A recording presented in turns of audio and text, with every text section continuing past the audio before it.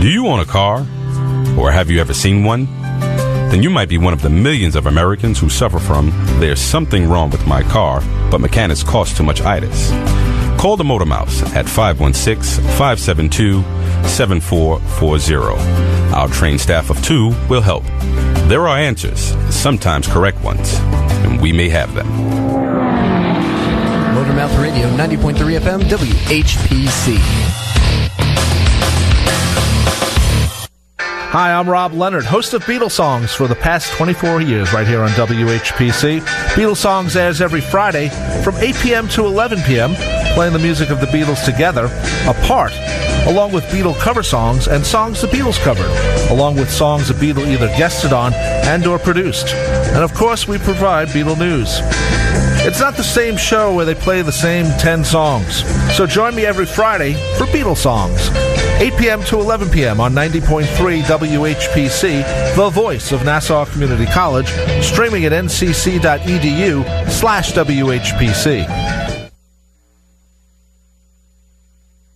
All right. Ready? All right, the song ended, so we didn't have anything to come back to, but we are back with more Motormouth Radio. We're way back, yes. And we do have a caller on the line. Yeah, there was our caller on the line. Caller, if you're listening, call back, because we obviously had a little faux pas. The song never ends when we're live. That's odd. All right, we're back. We have flashy things. We'll go back and say hi. You're on with the Motormouths. Hey, Ray, it's Brian McKenney. How you doing? Brian, the Matco guy. How you doing, Brian? What's up, Matco? Doing great. How about you guys? You're great. You're on the line with myself, with Joe, and John and Doug from the UD, some of our good friends. How you doing? Hey, all right. What's going on? Sounds great. We all use tools extensively, so you're the guy who's the perfect to talk to, I guess, right? Tell us what's I've I've been selling MATCO tools for a little over 16 years. My route's down here in Silver Spring, Maryland. It's right outside of D.C. And I love helping guys out when they have a problem. Yeah, the tool guy is a big part of a mechanic's life. If there's a special tool or something that they need, or like, oh, geez, I could really use them short sockets right now. Well, you know what? They have a new line. Snap-on does too, and so does MATCO, of these mid-size sockets. I don't know if you guys have seen them. Those are great. Oh, my God. I love them. They fit places. Brian, how have they been selling? Oh, they've been selling great. Like I said, they've been around for a little while, and like I said, they just started to reemerge, and people using them. They kind of go through phases. All tools kind of go through like phases. You'll be using one type for so much, and then it kind of dies down, and you'll find something new and more exciting, and then you go back to the old standards. Okay, all right.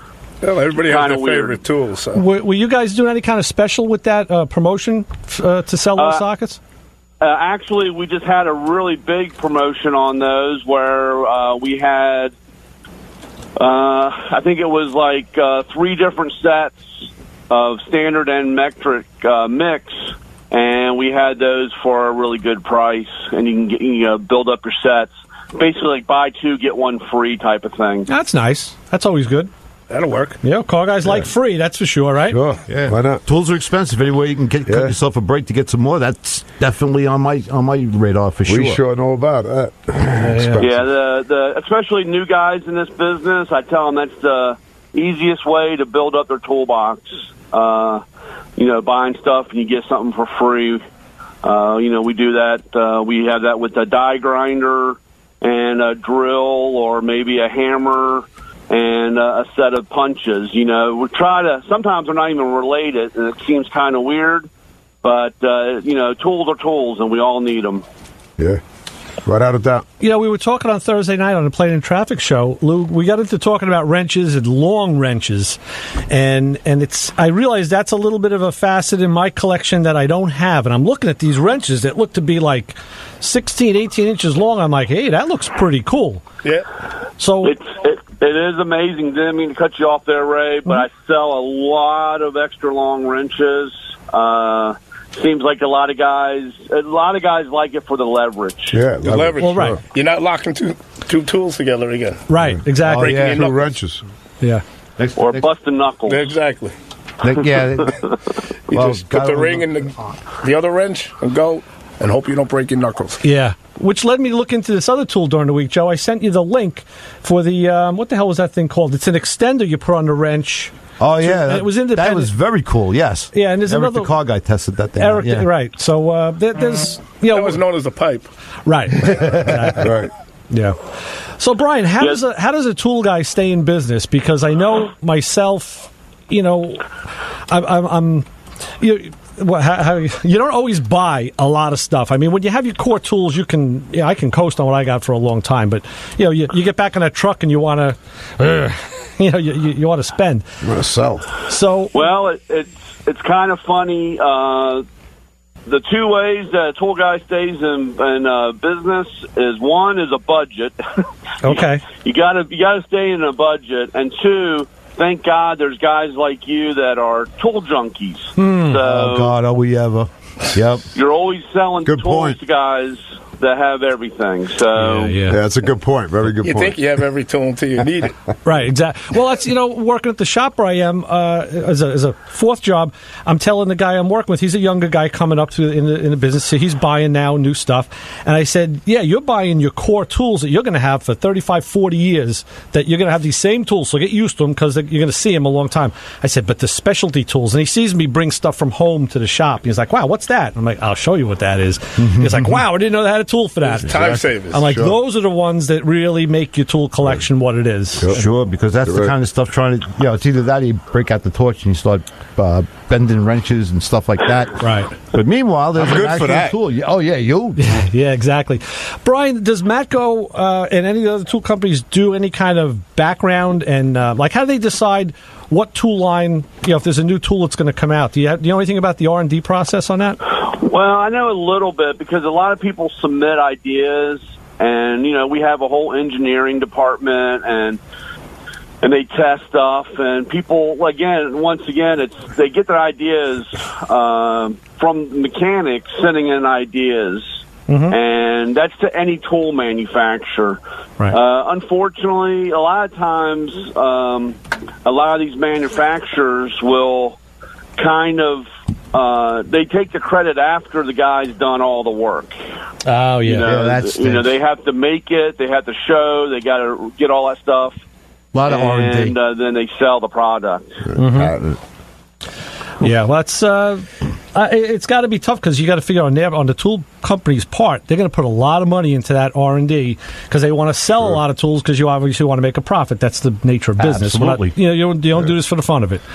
So They don't want a nitzel on their heads. But exactly. But like I said, those the case in point, those mid-length sockets were great because we've all used a short socket and said, "Oh, damn, I need it a little bit longer because it's Grab pushing it off the half extension." the nut or whatever. Right. Yeah, but the deep is too far out. Sure. Yeah. They try to make it up with the ratchet handle. Yeah. Yeah, The, pull it on halfway. Short extension, you're trying anything to get it where you got to The fit. newest thing now are the extra long sockets. I'm selling sockets, quarter-inch sockets that are 4 inches long.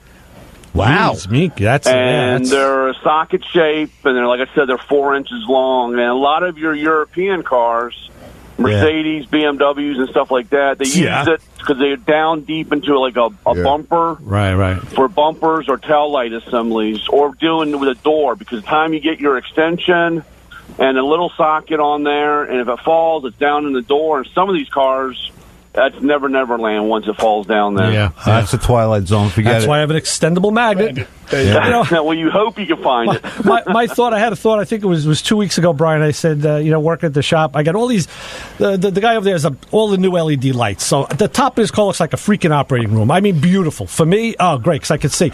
But I said, I told Joe, the first thing I got to do is take one of them and put it under the car. Because I've been down like 5 times to get the sockets and the tools, and it's dark under there.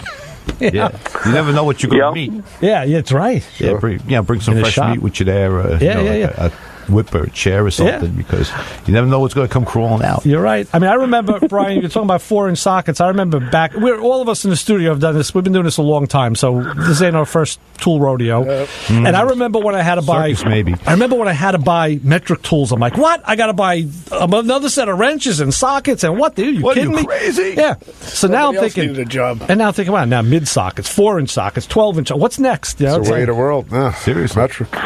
new toolbox. Yeah, I mean, for the first couple of years that we had metric, I remember, hey, give me that communist socket over there. They didn't even call it metric. It's like, what's that one with just the one number, no fraction? I was like, huh? It's 10, 12, 15. Yeah, basically. 17. Yeah. I got one reverse for you. I got a guy who came to work with us and didn't have any standard. Oh, yeah. Well, because he came from a dealer. I can see that, sure. And all he had was metric. He was a kid. Right. He asked me, well, what do they mean? Half-inch, 9/16. One of the best things that I had was I had a guy. I had a guy that said, "Do they make a 10.5?" And I was like, "No." And he goes, "Well, I don't have any sockets to fit this 10.5." And I said, "Well, did you try something standard?" And he looked at me kind of weird. Right, like you just said. Yeah, that The guy reminds me. came to work and he doesn't even know what that is. These children. See, that reminds me of something of the reverse. Joe, I was watching Eric the car guy, and he was doing a tool, and he needed a 12-millimeter socket on a bolt. It was an exhaust shield. And he says, "Well," he goes, "it's too loose." He goes, "So I got to go to the 11 because it was a 12, but just those the way the bolt." They get decrepitated, yeah. I was doing the same thing on a Grand National. Right. It's an 11-millimeter, what I believe is an 11-millimeter brake line fitting, and the wrenches just don't fit. And now what do you do? Because you need a really good fit on a brake line. Exactly. So what do? Guess what? That car's getting all new brake lines. Just snip, and tight. There you go. Cut it out. So anyway, let's face it. Everybody needs at least an extra drawer worth of special tools these days. Oh, without a doubt. They make Of course. Yeah, they make extractors, 6-point type sockets too for stuff like that. Yes. Sometimes the bolt doesn't fit quite right. It doesn't quite fit right, so it's a little bit of an offsize, or at least it bites into the head. Yeah. Now they sell them on TV for like $39.95. Oh, yeah. Any size. Right, I know.